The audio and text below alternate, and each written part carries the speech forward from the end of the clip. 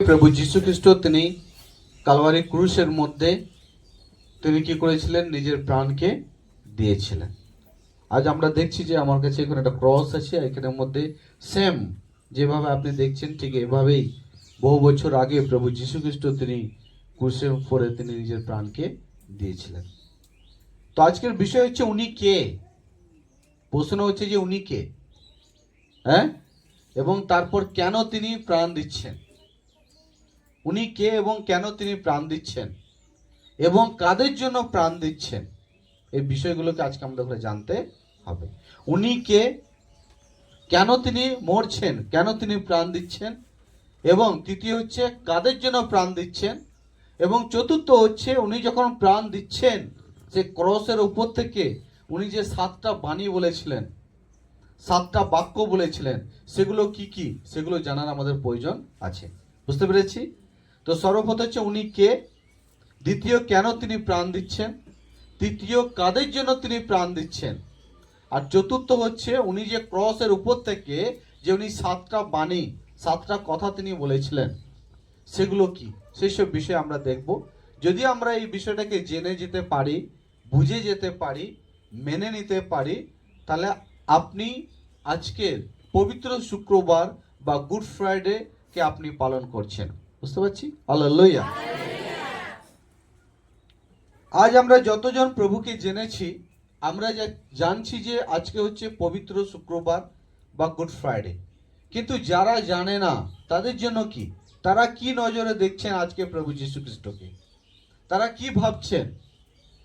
কেউ ভাবছেন চোর, হ্যাঁ, কেউ ভাবছেন কি কোনো অপরাধ হয়তো করেছে তাই জন্য ক্রসে তাকে দেওয়া হচ্ছে। বুঝতে পারছি? আমরা বিভিন্ন রকম মানুষ তারা কমেন্ট করেছেন, কিন্তু আজকে আমরা দেখব কি কেন তিনি ক্রুশের উপরে তিনি প্রাণ দিচ্ছেন, কেন তিনি দিয়েছিলেন প্রাণ। আজকে বলেন সরি, কেন তিনি প্রাণ দিয়েছিলেন। বুঝতে পারছি? হালেলুয়া। তার মানে না আজকে এমন নেবে না যে আজকেই উনি প্রাণ দিচ্ছেন, আজকের মতো দিনে উনি প্রাণ দিয়েছিলেন। একে পরকে বলুন, প্রাণ দিয়েছিলেন। হালেলুয়া। তা সর্বপ্রথম হচ্ছে কি উনি কে, উনি কে বাইবেল আমরা বার করব। আমরা এশায়া 12:2 আমরা পড়ব, যেশায়া 12:2 আর লুকের 2:11 আমরা পড়ব। যেশায়া 12:2 এবং লুকের 2:11, যোহন 1:1 থেকে 2, এইসব বিষয়গুলো আমরা পড়ব, এবং যোহন 3:16। যে কেউ আমরা যে কোনো একটা পদ আমরা পড়বো তাড়াতাড়ি। বাইবেল বলছে তত বাক্য পড়বো আমরা, কেউ যদি বার করে থাকি। যেশায়া 12:2 পদ। হ্যাঁ, সত্যি ঈশ্বরই আমার উদ্ধারকর্তা, ঈশ্বরই আমার উদ্ধারকর্তা। যখন রয়েছে সুসমাচার, তারপরে পড়বো আমরা 3:16, তারপর লুক 2:11। তাহলে প্রথম আমরা দেখছি কি উনি কে, না উত্তর হলো কে, উনি হচ্ছেন উদ্ধারকর্তা, উনি হচ্ছেন। হালেলুয়া। তাহলে যে চোখ তাকে দেখছিল যে উনি কে, কেন তাকে মারা হচ্ছিল, বিভিন্ন রকম আজ প্রশ্ন। আজকে দেখবেন যারা প্রভু যীশু খ্রিস্টের সম্বন্ধে জানে না, আপনাকে উনারা প্রথমেই বলবে তাহলে প্রভু যদি যীশু খ্রিস্ট যদি ঈশ্বর হন তাহলে উনি ক্রুশের উপরে কেন তিনি প্রাণ দিচ্ছেন, কেন তাকে এইভাবে মারা হচ্ছে না। আর সেই সমস্ত উত্তর কিন্তু আজকে আমরা দেখতে চলেছি। তারপর পড়বো যোহন লিখিত সুসমাচার 3:16 পদ। হ্যাঁ, ঈশ্বর মানুষকে এত ভালোবাসলেন, ঈশ্বর মানুষকে এত ভালোবাসলেন যে তার একমাত্র পুত্রকে তিনি দান করলেন, একমাত্র পুত্রকে দান করলেন, যেন যে কেউ সেই পুত্রের উপরে বিশ্বাস করে হ্যাঁ, সে বিনষ্ট না হয়, হ্যাঁ, কিন্তু অনন্ত জীবন পায়। হ্যাঁ। হালেলুয়া। কি পায়? অনন্ত জীবন পায়। হিন্দিতে আরো খুব সুন্দর লেখা আছে, যোহন 1:1 থেকে 2 পড়বো।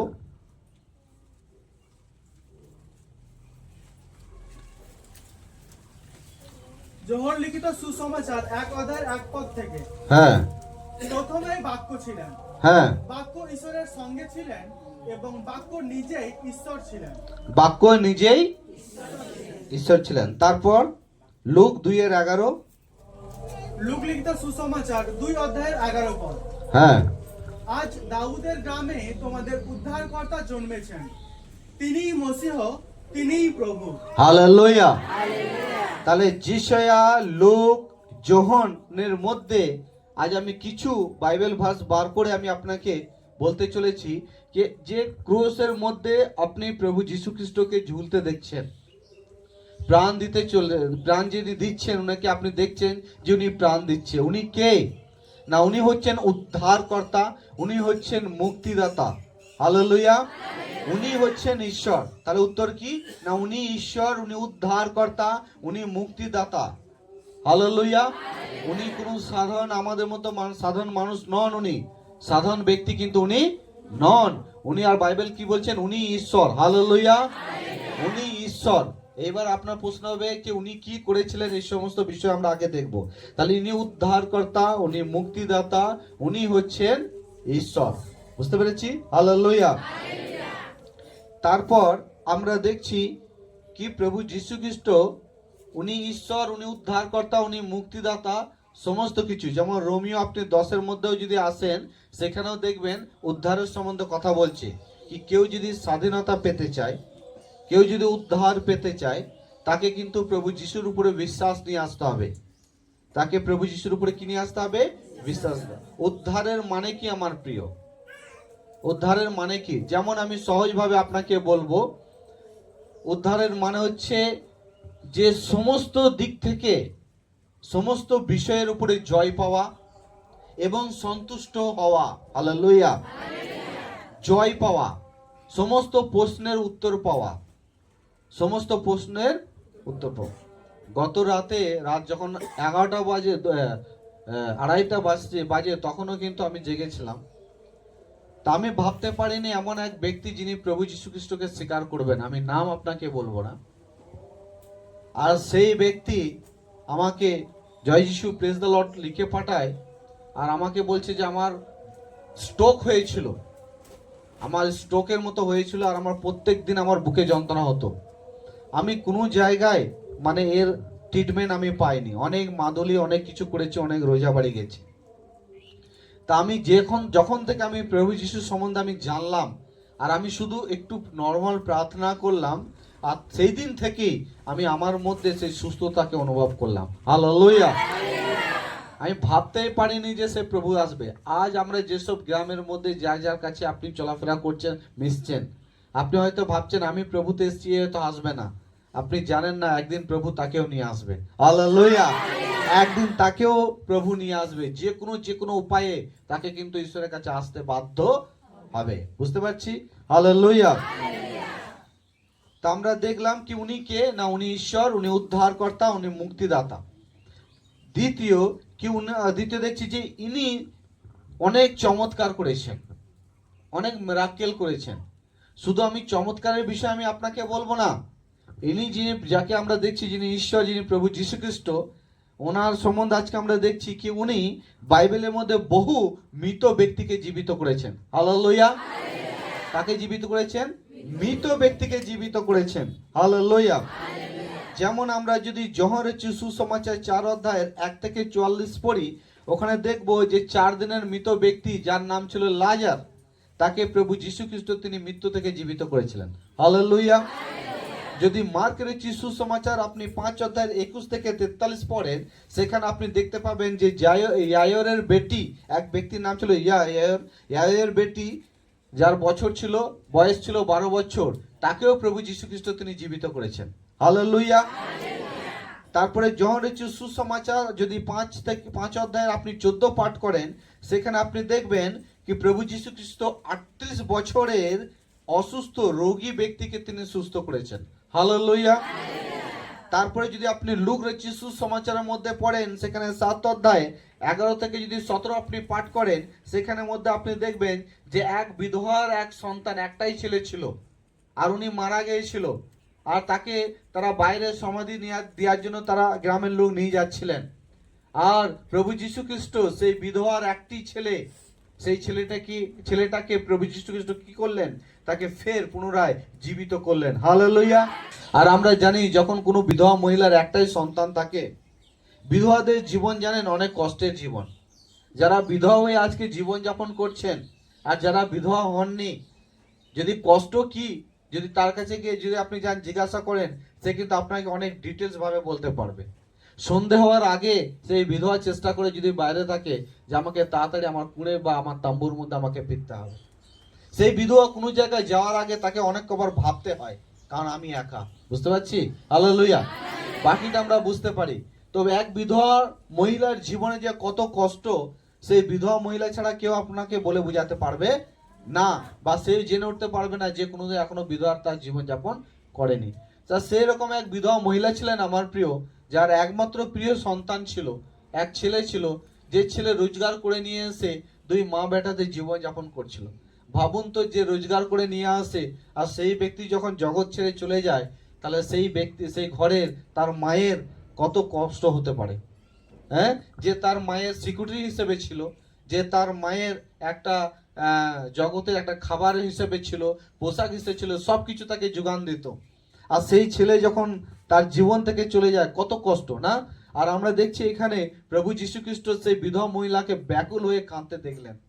প্রভু যীশু খ্রিস্ট দেখলেন যে সে মহিলা কাঁদছে, কিন্তু ভেতর থেকে সে একদম ভেঙে চুরমার হয়ে গেছে। প্রভু যীশু খ্রিস্ট হৃদয়ে দয়া জাগলো। আর প্রভু যীশু খ্রিস্ট কি করলেন? তিনি গেলেন আর সেখানে গিয়ে তার আর্তিটাকে স্পর্শ করলেন আর বললেন, ওঠো। আর ফের সেই পুত্র তিনি উঠে দাঁড়ালেন। হালেলুয়া। আমার প্রিয়, তাহলে আমরা প্রথম প্রশ্ন হচ্ছে কি, উনি কি? আমরা দেখলাম উনি ঈশ্বর, উনি উদ্ধারকর্তা। দ্বিতীয় আমরা দেখছি যে উনি অত মৃত ব্যক্তিকে জীবিত করেছেন, তাহলে উনি কেন ক্রুশের মধ্যে প্রাণ দিচ্ছেন? হ্যাঁ, উনি মৃত ব্যক্তিকে জীবিত করেছেন, কিন্তু তাহলে কেন উনি ফের নিজের প্রাণ দিচ্ছেন? কেন? এটার বিষয়েও কিন্তু আমাদের করে জানতে হবে। হালেলুয়া।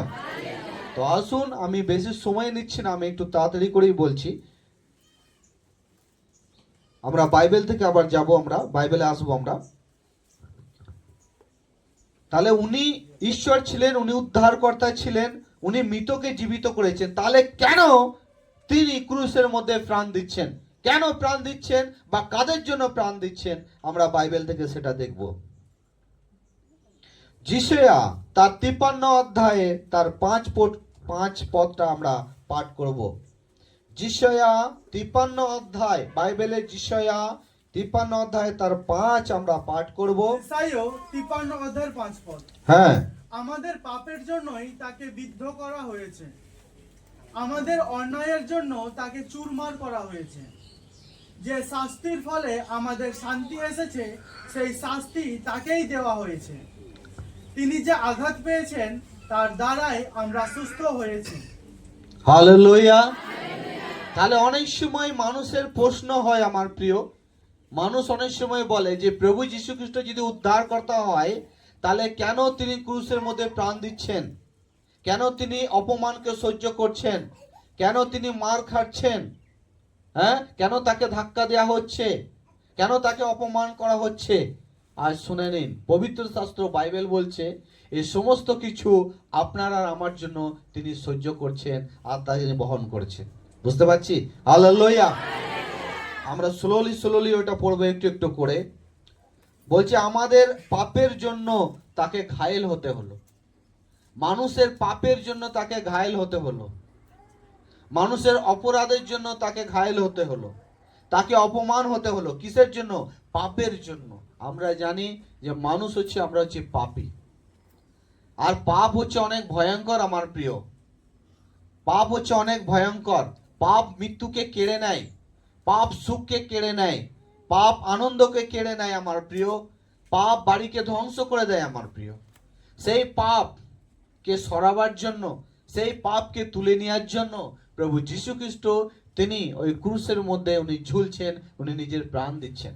এটা আজ প্রত্যেক মানব জাতিকে, বিশেষ করে যারা আজ খ্রিস্টের জীবনযাপন করছে, খ্রিস্টের পথে যারা আজ চলছে, তাদের ঘরে এটাকে ভালো করে মনে রাখার প্রয়োজন আছে কি উনি যে ক্রুশের মধ্যে ঝুলছেন, উনি নিজের ইচ্ছায় নয়, উনি আপনার পাপের জন্য, আপনার অপরাধের জন্য উনি ঝুলছেন।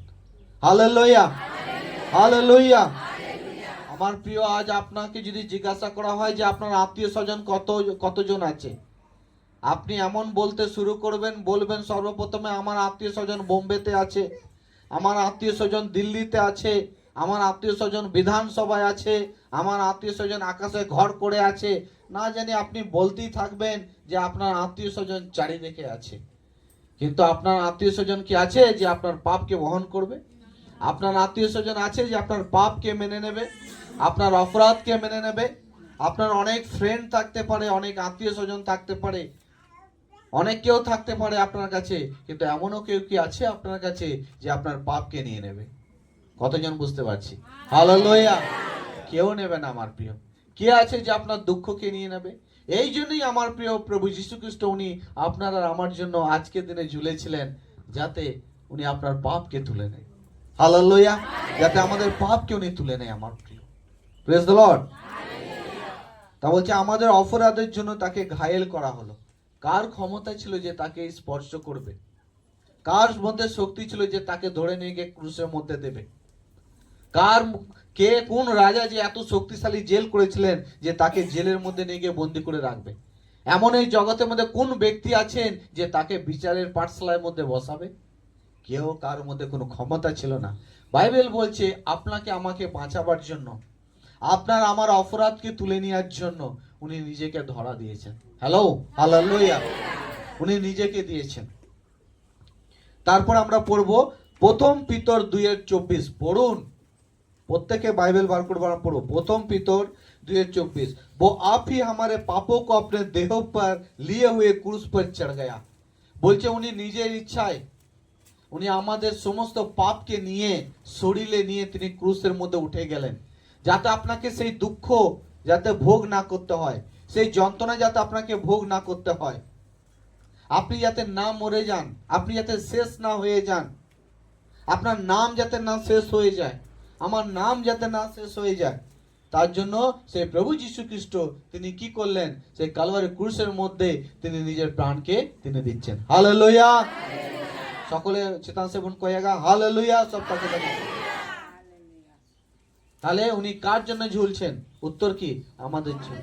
আপনি বলতে পারবেন যে আজ আপনি বলছেন কেন ক্রুশ, তিনি প্রভু যীশু খ্রিস্ট ক্রুশের মধ্যে ঝুলছে। আরে মেরে ভাই, ক্রুশ প্রভু যীশু খ্রিস্ট ক্রুশের মধ্যে এই জন্য ঝুলছে তোমার পাপের জন্য, তোমার অপমানের জন্য তাকে ঘায়েল করা হয়েছে। যিনি মৃত ব্যক্তিকে জীবিত করেন, যিনি অন্ধকে চোখ খুলে দেন, যিনি জগতের মধ্যে আলোয় ছড়িয়ে দেন, কার ক্ষমতা আছে যে তাকে ক্রুশের মধ্যে ঝোলাবে? তা বাইবেল বলছে তোমার জন্য আর নিজের ইচ্ছায় প্রভু যীশু খ্রিস্ট তিনি দিয়ে দিচ্ছেন, আর নিজের আমাদের সমস্ত পাপকে তিনি কি করছেন? তুলে নিচ্ছেন। আজ আমরা পাপ করলে কি করতে হয়? মৃত্যুবরণের সম্মুখীন হতে হয়। পাপ করলে মৃত্যুর সামনা হতে হয় আপনাকে। পাপ করলে আপনাকে সেই মৃত্যুর যোগাযোগের মধ্যে আপনাকে থাকতে হবে। কিন্তু সেই প্রভু যীশু খ্রিস্ট কি করলেন? আপনারা আমার পাপকে তুলে নিলেন। কতজন বুঝছি আমরা? Hallelujah, hallelujah. গুড ফ্রাইডে আমার প্রিয় আনন্দের বিষয় এই জন্যই কি উনি মৃত্যুকে মেরেছেন। Hello, hallelujah. গুড ফ্রাইডে এই জন্য কি প্রভু যীশু খ্রিস্ট তিনি মৃত্যুকে মেরেছেন। হালেলুয়া। তিনি মৃত্যুকে মেরেছেন আর জীবনকে জীবন দিয়েছেন। হালেলুয়া। তার মানে যে মৃত্যু মানুষকে মৃত্যু দিকে নিয়ে যেত, যে মৃত্যু মানুষকে মৃত্যু দিকে নিয়ে যেত, সেই মৃত্যুকে প্রভু যীশু খ্রিস্ট ধ্বংস করে দিয়েছেন। হালেলুয়া। তিনি নিয়ে নিয়েছেন সমস্ত কিছু। এই জন্য বাইবেল বলছে যে কেউ ব্যক্তি যদি প্রভু যীশু খ্রিস্টের উপরে বিশ্বাস করে সে উদ্ধার পাবে, সে তার প্রাণকে ফিরে পাবে। কারণ সমস্ত মানব জাতির জন্য প্রভু যীশু খ্রিস্ট তিনি কি করেছেন? সেই পাপকে তিনি সমস্ত তুলে নিয়েছেন। হালেলুয়া। আমাদের ঘরে নরকের দিকে টেনে নিয়ে যেত সেই পাপকে প্রভু যীশু খ্রিস্ট মেরে ভেঙে মেরে শেষ করে ফেলেছেন। সেই পাপকে আপনি বলতে পারেন, ভাবতে পারেন যে এটাকে শেষ করে দিয়েছেন। হালেলুয়া। আজ আপনার আর আমার মধ্যে এত সাহস কিসের? কেন এত বড় বড় রোগ হওয়ার পরও, এত বড় বড় বিপদ হওয়ার পরও আপনার মনের মধ্যে পাহাড়ের মতো একটা আশা কেন জেগে থাকে? কেন? কারণ আপনার মধ্যে প্রভু যীশু খ্রিস্ট আছে। হালেলুয়া। যে প্রশ্নের উত্তর আপনি এতদিন পাননি, সে প্রশ্নের উত্তর আজ আপনি পবিত্র শাস্ত্রের মধ্যে অর্থাৎ প্রভু যীশু খ্রিস্টের দ্বারা আপনি জানতে পারছেন, এবং এই জগতের মধ্যে হাসি খুশিতে আমরা জীবন ব্যতীত করতে পারছি। বুঝতে পারছি? হালেলুয়া। তাহলে আমরা কি দেখলাম? যে আমাদের কিসের জন্য? একে অপরকে বলুন, আপনার আমার পাপের জন্য প্রভু যীশু খ্রিস্ট প্রাণ দিয়েছেন। আর একবার বলুন, আপনার আমার পাপের জন্য প্রভু যীশু খ্রিস্ট ক্রুশের মধ্যে প্রাণ দিয়েছেন। হালেলুয়া।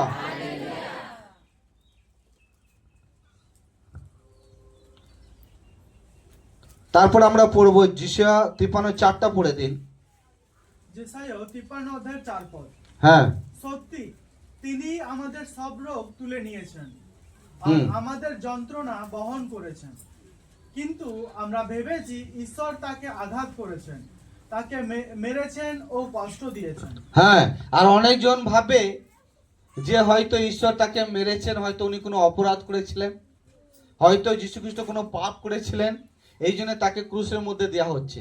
আর মানুষ প্রভু যীশু খ্রিস্টকে নিচে করার জন্য, সত্যকে চাপা দেওয়ার জন্য, সেই সময়ে যে রাজা ছিলেন, সেই রাজা কি করেছিলেন, প্রভু যীশু খ্রিস্টকে দুটো ডাকুর মাঝখানে তাকে ক্রুশে দিয়েছিলেন, ডাকুর সঙ্গে দিয়েছিলেন।